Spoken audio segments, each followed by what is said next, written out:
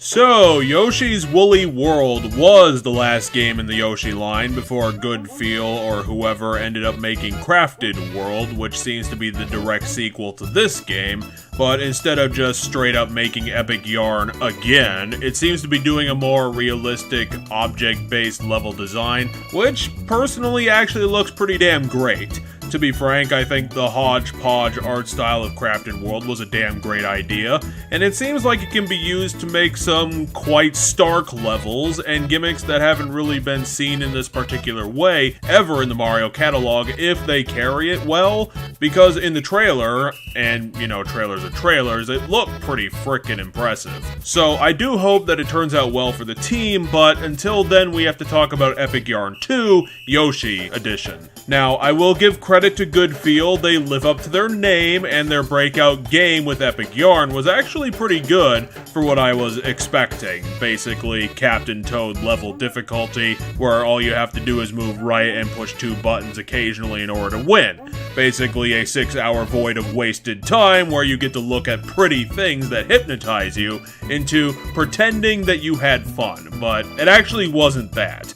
It's going to get its own video way down the line, but Epic Yarn was a great bit of fun with that typical style of Kirby, heartfelt, creative level design where it's adorable and cutesy, while also retaining the necessary level of challenge throughout the entire thing, that thing that's kind of called a difficulty curve that still makes it playable and actually feel like it has a point to actually playing it. It's just too bad Woolly World didn't get any of that. To be fair to you guys watching, I'm going to be very frank in this video and get straight to the point, mostly because for the life of me, I can't actually remember anything specific that happened in Woolly World.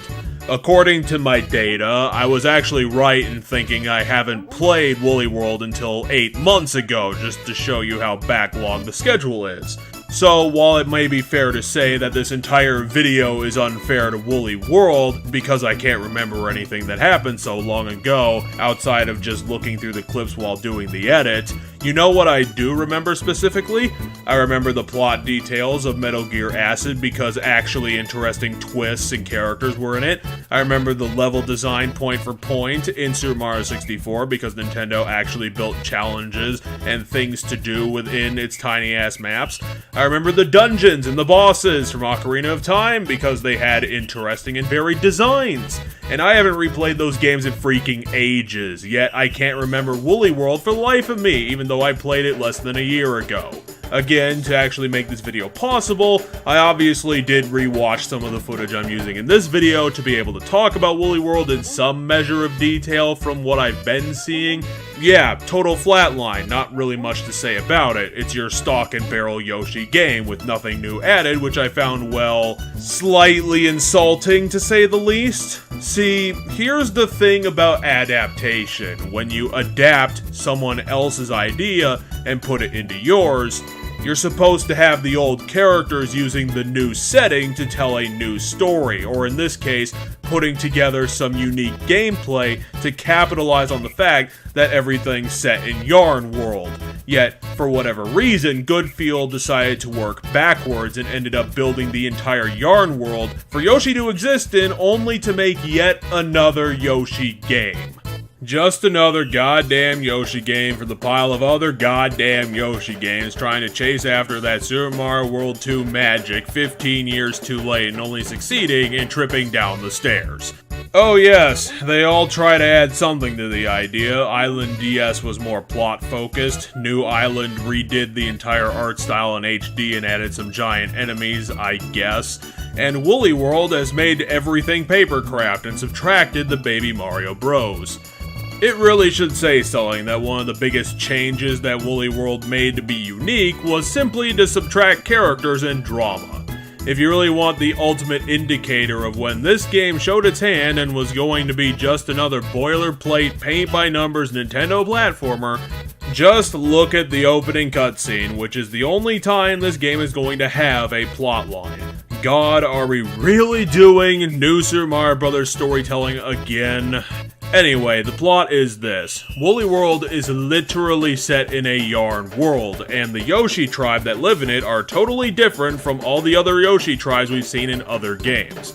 Well, I guess it might be true that all the other games had different tribes and I've just never noticed, but it still seems like a strange idea to not go with the usual trans-dimensional explanation for all the yarn stuff. But instead, this is just straight up another Mario dimension, but all the same characters still exist in it. Anyway, Kamek decides to come to the Yoshi tribe and transform all the Yoshis into possibly sentient yarn balls and ferry them to Baby Bowser so that he can use the yarn to build a new castle. A new castle that'll inevitably fall into a lava lake because don't they always? What's really stupid about this whole thing is that at the very end of the game, we get to see Baby Bowser's sole appearance in the game, and throughout the first part of the conversation, he's yelling at Kamek because he has no idea what he's doing, just flying around stealing Yoshis for the plan, and then halfway through the sentence, he suddenly remembers the plan and still yells at Kamek for being late for it. Surprisingly, this dimension's Baby Bowser is even stupider than his 2D equivalent.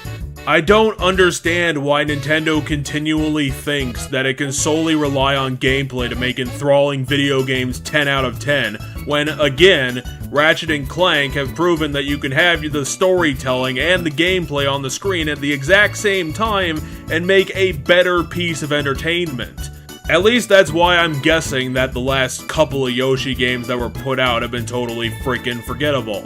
Oh, I have forgotten the most hilarious part of all of this. Okay, so Kamek planned this whole Yoshi kidnapping by himself because Baby Bowser has literally no long-term memory, but after he kidnaps all the Yoshis he planned to, he doesn't do 100% of all the Yoshis because one of them hid in a bush or whatever. Nintendo logic has him leave one or two Yoshis left untransformed, and when he's leaving, he realizes that he picked up too many Yoshis and starts flailing about trying to fly and is constantly dropping yarn all across the world for the last Yoshi to pick up and stitch back together into his friends.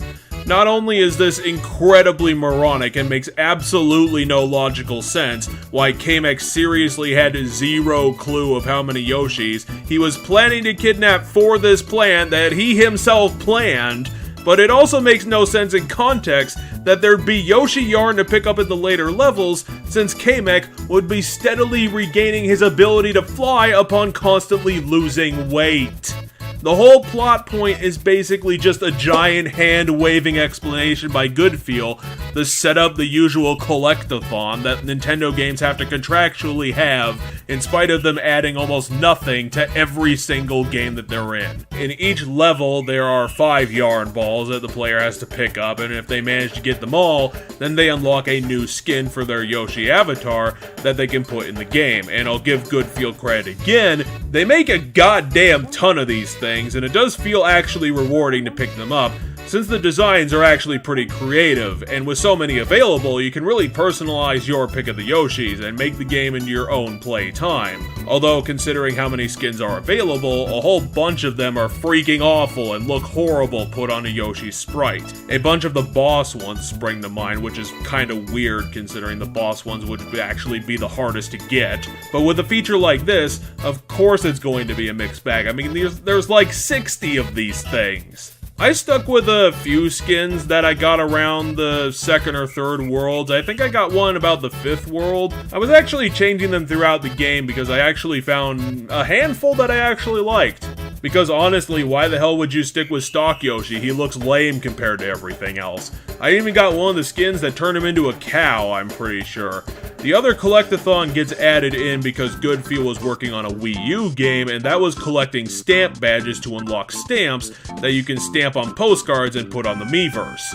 Again, it's completely pointless unless you're a true connoisseur of amateur art program creations trying to show Princess Peach shove a piranha plant up Bowser's bum. But again, I think you could probably get the same effect by using Microsoft Paint and posting it on Facebook. But whatever, go crazy if you want to do that. The reason I'm bringing up these two things is that 1, it's one of the only things that the game is doing besides your typical platforming what's-its, and 2, because of the ludicrous way in which Goodfeel set the whole thing up. See, the thing about the stamp badges is that they're hidden inside of the beads that you have to collect for money. The issue is that the game doesn't tell you which beads have badges in them, or at least it's not very well in managing to do that, which is why one of the game's powers that I use constantly was to have the game simply highlight the stamp beads so that I had a better chance of finding them. There are 20 in each level, so finding them is a chore even for the pathetic reward you get for doing so.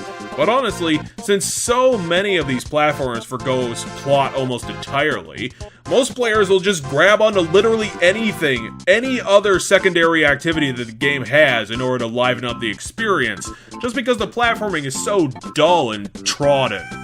Look, I know that I've been sounding hateful and completely unfair to a game that obviously looks like it doesn't deserve anything even remotely close to a negative opinion because, I mean, what have we been watching for the last 10 minutes that anyone could possibly hate? However, the ultimate sin that Yoshi's Woolly World commits is just being an average Mario game. Totally expected turnout from the company that kept the platforming genre going before the indies arrived to fill the voids of creativity that Nintendo and its second parties aren't doing themselves. It's unfortunate for a whole host of reasons.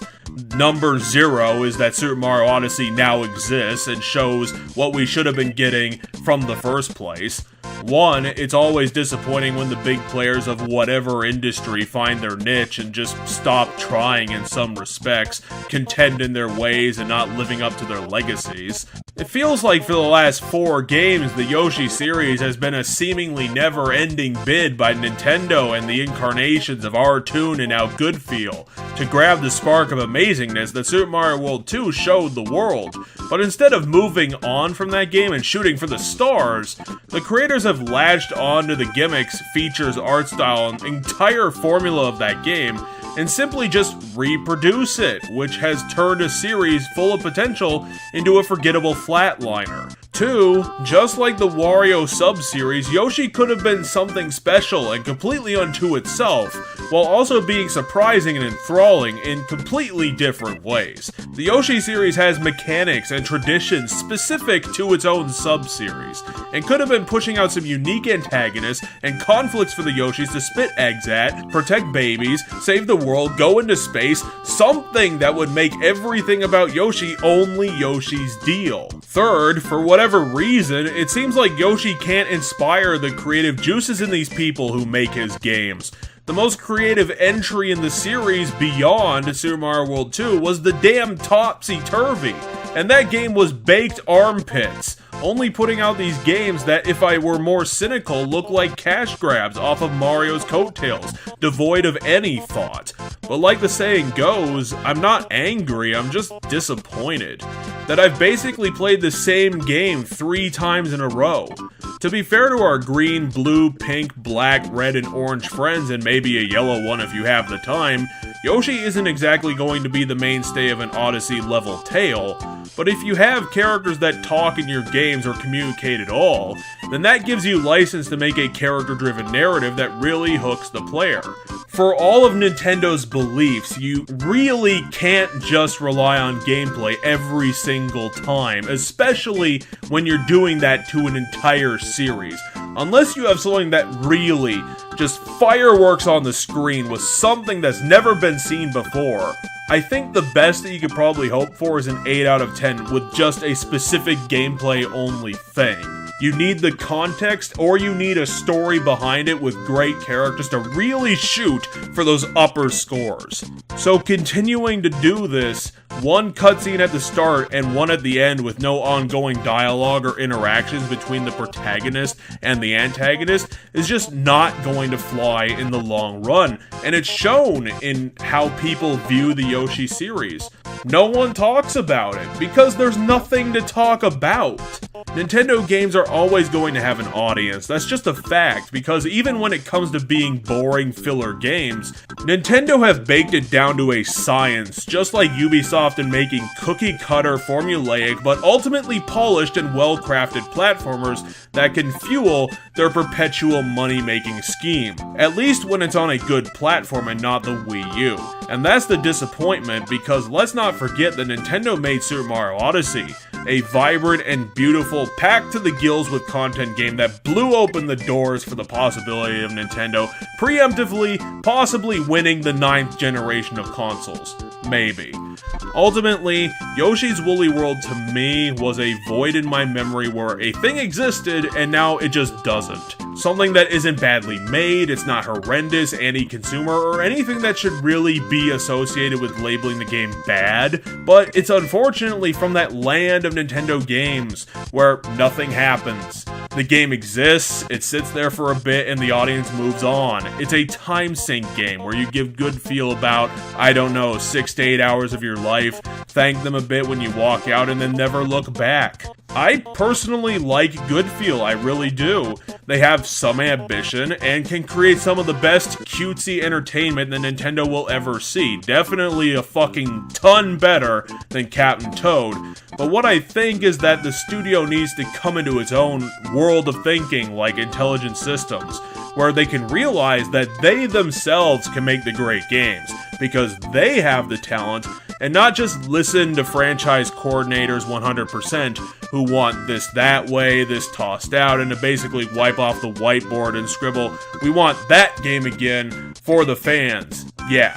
Intelligent Systems did their best work when they stopped listening to Nintendo word for word. Or at least whatever gibbon on the staff, if it was on Intelligent Systems' payroll, that suggested putting cards in the Paper Mario series. Because you can see the ingenuity if you look between the lines. Like, the Yarn World didn't happen by itself, and there are some puzzles and some challenging platforming action here and there.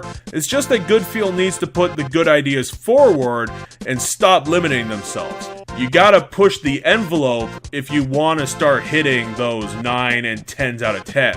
Because, unfortunately, standard Mario game is not going to be a 10 out of 10. I think that Good Feel needs to realize that they've got the answer.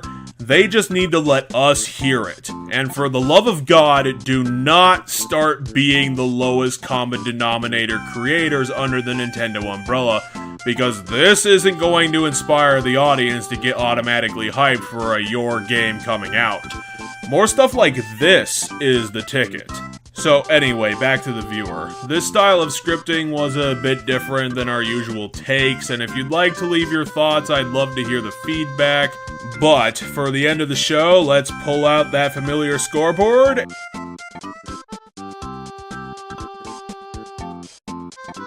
and send you off with a victory for gamers. Thanks for watching.